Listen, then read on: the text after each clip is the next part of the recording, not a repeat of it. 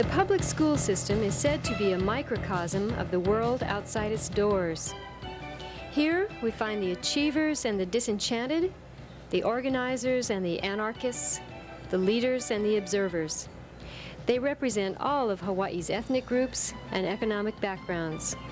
Some enjoy school, others don't want to be here. Still, they find themselves here together every day. Bringing all this diversity into a single institution creates a social setting that contains all the pressures and complexities of the world outside. Learning to interact, to cope, to communicate, and to problem solve are skills necessary for successful passage through the school system and life beyond it. A young person's ability to learn these skills and use them can mean the difference between success and failure in school, at work and at home, between problem behavior and personal achievement and fulfillment. Yet, these skills are generally not taught in the schools. Recognizing the school as a major socializing agent and using this setting to teach important social skills is the focus of the Youth Development Project.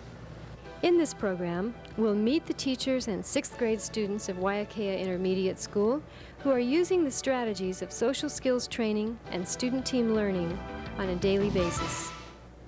This is, to me, of all the steps here, the most important thing right here is giving a reason.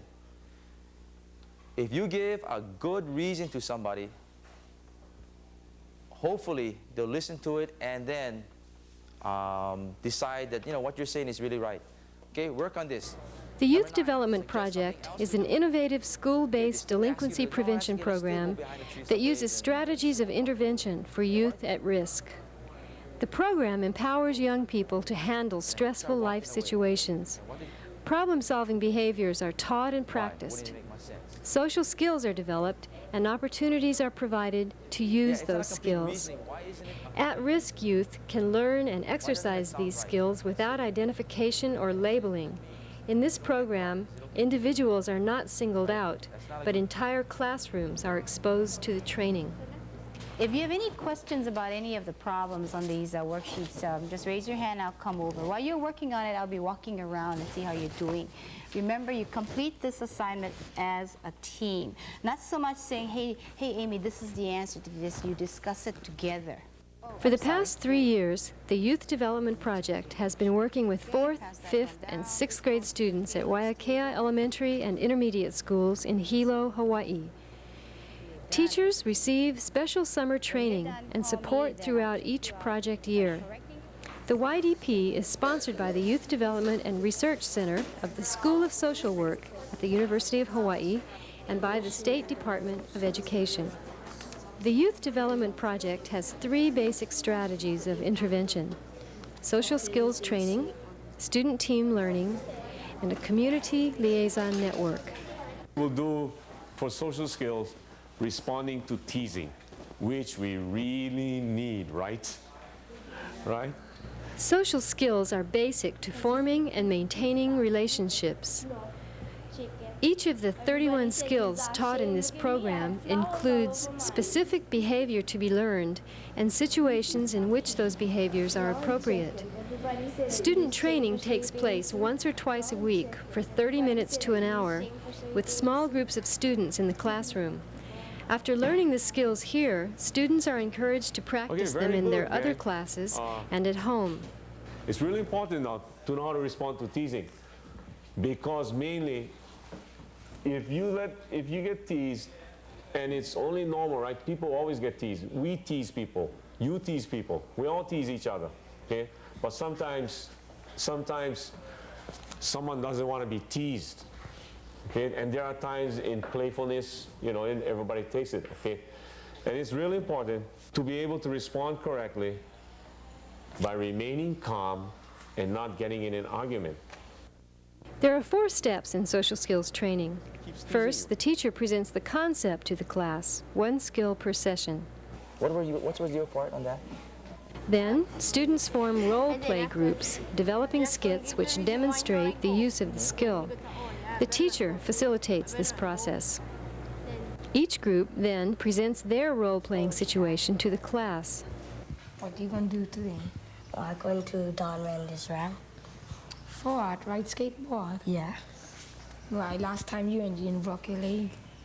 So? Why not come safely with us? We're going to steal more better. Get all kind of stuff, candy, Transformers, all kind. That's the right thing to do. It is. Good fun. Yeah. But if you was the manager and two kids and steal from you? They wouldn't anyway, because they would be scared. But us not scared. Come with us. Chicken.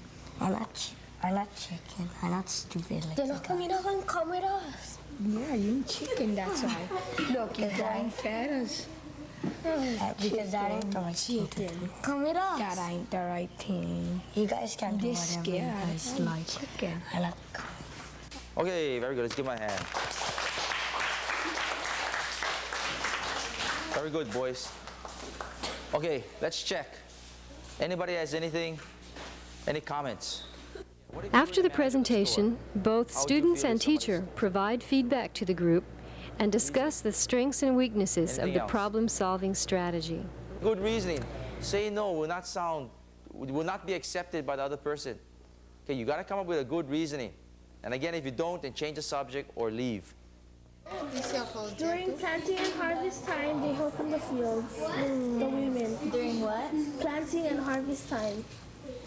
Student team learning is another important strategy of the Youth Development Project. Learning in groups or teams provides an opportunity to practice social skills in an academic setting. It also creates a new shift in the teaching-learning process. Here, students become responsible for learning from and teaching each other, and for contributing to the overall success of the group.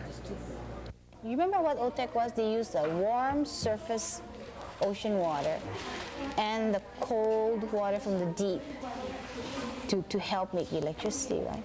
You can go back and look at your printouts, the ones in the pink folder.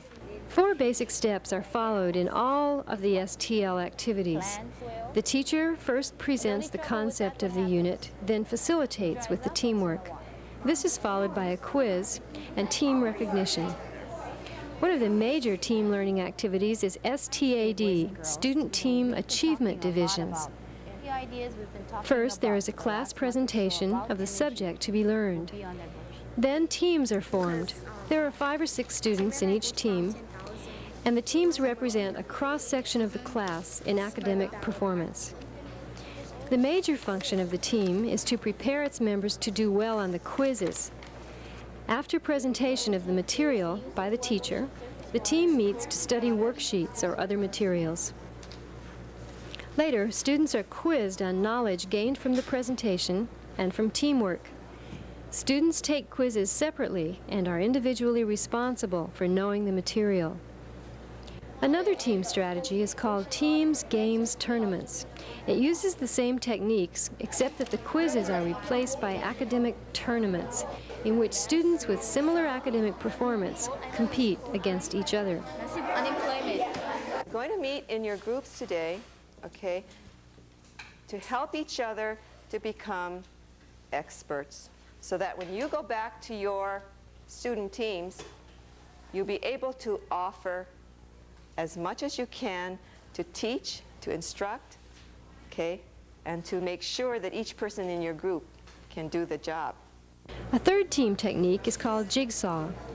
Student teams are given expert sheets which contain different topics for each team member to focus on while reading. Then, students from different teams who had the same topics meet in expert groups to discuss their topics. There is a village in north central India. The village is about 90 miles, 144 kilometers north of Delhi. It is located on a wide plain not far above sea level. I wanted to give my group all that I could. The experts later return to their teams and take turns teaching their teammates about their topics. Oaxaca, how you spell? O-A-A. A-C-A. S-C-A. A-C-A. S-E-A. S-C-A. Finally, a quiz is taken which covers all topics and the quiz score is compiled into a team score, as is done with STAD. High-scoring teams are recognized for their learning activities, and individual improvement scores are marked on charts and posted in the classroom. What books are you reading? The Borrowers and Behind the Attic Wall. Oh, those junk books. Look at this, bro. Modern Air Combat book. F-14 Tomcat and all. You, oh, junk you. You know, can you even read these kind of good books? Oh, junky books you read. Can you please stop teasing? No. Excuse me, but I have to go. Go ahead. Social skills training and student team learning are designed to support each other. Social skills development is critical to basic situations young people are likely to face, such as negotiating for a desired privilege, giving compliments, and receiving negative feedback. In the classroom, I see a real valid attempt to use the skills they learn. And if they forget I cue them by pointing at the chart. Whatever chart is up. It doesn't necessarily mean to use that skill, but the signal, the cue is just, think of a skill to get you out of this situation. As long as they know we're aware, and we expect them to be aware of social skills, they understand holistically that they are supposed to be polite, be respectful of the next person. If anything, I think they have that understanding, and if they can get that understanding out of the whole 31 skills all put together, I think they really would have gained something. And something happens in class or out on the playground, and you tell the kids, use social skills to settle your problems. And I think, the kids are, because they are aware, it doesn't really matter whether they go through the right procedure or not, but that they know that, they're teasing somebody, and then that they're wrong, and then that, they're supposed to get it settled. And then they kind of have a general idea as to how to settle that problem.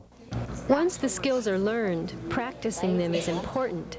Student team learning sets up situations which encourage students to work together to solve academic problems. Student team learning requires cooperation by making success contingent upon each student in the group. A high degree of interaction is generated. The teams become a social setting rich in opportunities to learn and practice social skills. One thing I like about the STL is that it does encourage group cooperation, and in life, you don't make it on your own, you make it as a group. I keep telling the kids that, whether I like it or don't or whatever, but the idea is group cooperation, and then we go from there. We're learning to work in a group. I think the best thing about student team learning is, you gotta learn to, nobody lives in this world by himself, and if you do, it's awfully hard, and I don't think anybody here is going to live by themselves, so you gotta learn, okay? And if that's the information you can get from that person, and if you're not satisfied, ask for more. This year's group is they're a little bit more spunky, they're a little bit more competitive, and I think it even works better with them because they want to have their team shine. They wait for the test to be corrected and to post the scores, and they want to do well. So that competitiveness in them this year, which is much more than last year's group, I think encourages the student teams. The whole idea, they really like to do it. Do you like doing this? Yeah. Because instead of me listening to somebody else, I get to share my information. Do you like listening to his information? Yeah. Would you rather learn by yourself or learn in a group? Learn in a group. Sometimes by yourself it's easier because you hardly have any disagreements between other people, and then you won't get all confused, and you learn, and then you get to read it on your own, so you understand it more. Everybody gets to learn, and everybody doesn't miss out on what they want to know, and I guess why they want to learn it. You can write what you want. You don't have to listen to what the teacher says and copy. You can just take your own type of notes. Do you think you learn as much this way?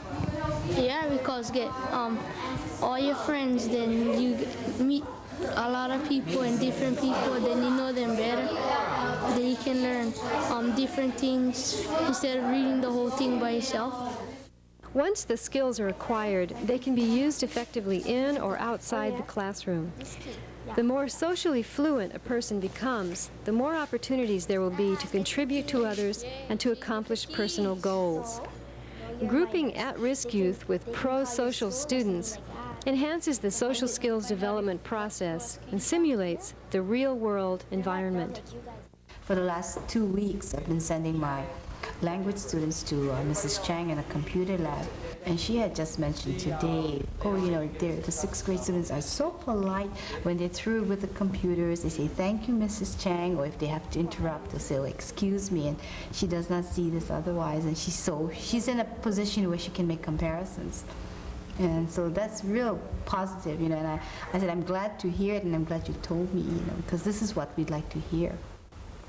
Then we know whether it's being used out of the classroom or not. You can, like when you use responding to teasing, you can stay out of trouble, and saying no, you can stay out of trouble too. And you can learn how to handle when people tease you like that. What about using them at home? Do you ever use them at home? Yeah, I use them, so when my father mad, you know, whack me. Or they make people understand you when you talk to them. And also that people listen to you. Can you give us an example of how it's helped you?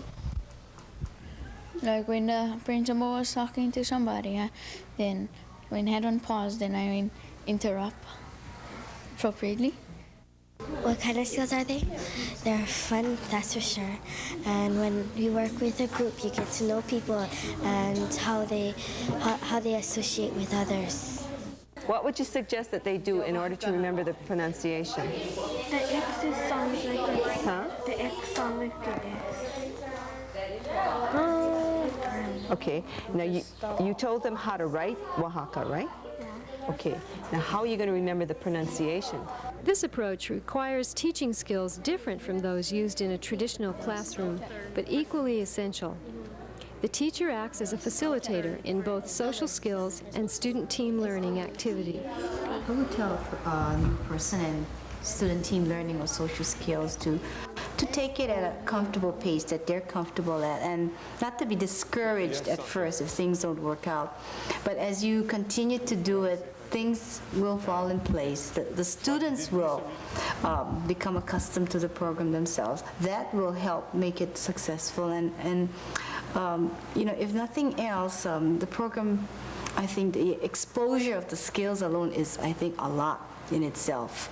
Just the fact that they were exposed to all these skills, whether they have been showing it or not, in or out of the classroom, I think is plenty. I feel someday along the way, they're going to fall back on these skills. Skills training affects behavior outside the classroom as well as within. Social skills are used with other students at school, with family members at home, and with other adults in the community. This link to the larger community is important to the continued success of the program. What I like about student team learning is that every child feels successful, no matter what level of the spectrum they're on as far as capabilities go. And so they all feel like they have something to contribute, and they all feel worthwhile about being a learner. And that's really, really important, because I think our school district covers such a wide range socioeconomically. I think maybe one of the widest ranges, and heavy preponderance at both ends. And so it really takes an effort to bring all of this together into a setting in school so that everyone feels comfortable to be here and important at this place. With social skills, definitely, I see them using it around the school with the adults and with each other. It's been real neat, for example, when we had parent open house night, to have a youngster actually go up to a parent who looked lost and say, "Excuse me, could I help you, please?" You know, which was so out of line for kids our age usually. Hi, Alicia and Sherry. Hi. You guys come with us after school. But where are you guys going? We can vandalize the bathrooms. I don't think that's a good idea, you guys. Why are you guys shaking? No, it's not that we're shaking. We just know that that's not the right thing to do. And plus, so far, results are positive. Students, teachers, and administrators alike have noticed a difference. I like social skills because one of them is interrupting appropriately because sometimes I don't get to talk. So when my brother is talking to my mother, I say excuse me, and it helps me out in lots of situations because sometimes I want to talk and I forget them easily. So interrupting appropriately helped me a lot. Like when you want to do something and the other person doesn't want to let you, you don't have to like argue with the person so the person lets you. You can just accept no. Giving negative feedback, because when you grow up, you might need to use it because someone is making trouble to you in a business and you tell them how you feel like that. I like doing social skills because of the role playing. It puts you in, you could role play of things that could really happen to you in real life situations. My favorite role playing was active listening because a lot of us don't know how to listen. Hi Tiffany. Hi Chuko. They go down Liberty's go shoplift. Nah. Why not? Because the people have to pay money for that kind of stuff. So? So you like get caught and go to jail. You're not gonna get caught. Yeah, they get cameras and stuff all over the place. So? Like go do something else instead. Like what? We go cruising. Okay. Okay. I think for a lot of the kids, they can do things because of social skills without really losing face, and they say, they can walk away from teasing and, this kind of thing. And, it's because all the kids in the same grade, that 5th grade or 6th grade, know what the correct steps are. You can walk away without really losing face, and I think this is a real positive thing if a child can, learn this. We should do more practicing or point out situations more times or be more aware of when a skill, should come. And because I find that in September, and what little amount of practice we did, now the kids do it more natural.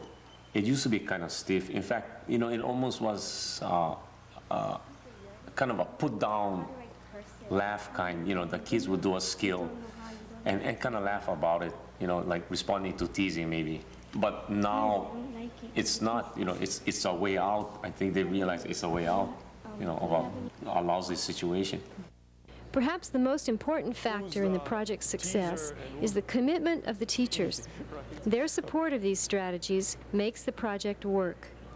I think this program, you really don't need equipment and things. We didn't really start with any kind of equipment and things. It was just, the ideas were all on paper, and we just pulled out the ideas from the page, and the equipment really were the kids and their voices, and that kind.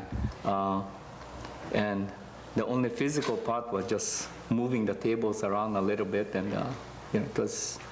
So in that sense, when you think about what you needed for the program and the gains from it, there's no comparison. The gains were way beyond the expenses. And what really sold me on social skills is when I realized how, from teaching it and becoming exposed myself, and starting to using it more often, and how it has helped me. I said, wow, if it's doing this much for me, I'm sure it's doing so much more for the children, for the students. And you become aware of other adults when they don't use it. I had to laugh at myself a couple of times in school when I've noticed. I said, that teacher ought to use social skills. She'd probably get what she wanted. I think you've got to be willing to practice and do the things that go into good social skills training too. You have to express it because the youngsters pick it up right away. The teacher taught us one way, but it's not really important because he doesn't do it himself or she doesn't do it. So I think you've got to be very willing yourself to practice and be a good model for this. Anyone who has a chance to implement social skills training should go for it because it can do nothing but help make your campus a much more pleasant place, and you can't help but train your youngsters to get along in society. You know that they can go out any place and meet anyone and do the proper thing and know how to act. And you don't ever have to be ashamed of sending them out because you know that you're sending them out there well prepared and you can be proud of them. The Youth Development Project is a positive approach to youth development and benefits all involved. The teachers have gained from learning the program, as well as the students. Though this experiment is taking place in Hilo, it has implications for benefiting youth, especially minorities, in any locality. Hawaii's multicultural population presents opportunities for research which can't be found elsewhere. Okay, number 3. And what were those 2 important values? The responsibility. Being responsible and cooperation. Yeah, I guess you could call them character traits, because when you have those character traits, you accept those values, right? The program works best when there is no labeling or identification of at-risk youth, and when there is increased parental and community involvement with the school. Most important, it provides all students with the skills they will need to pursue their own goals and dreams, both in school and the world outside.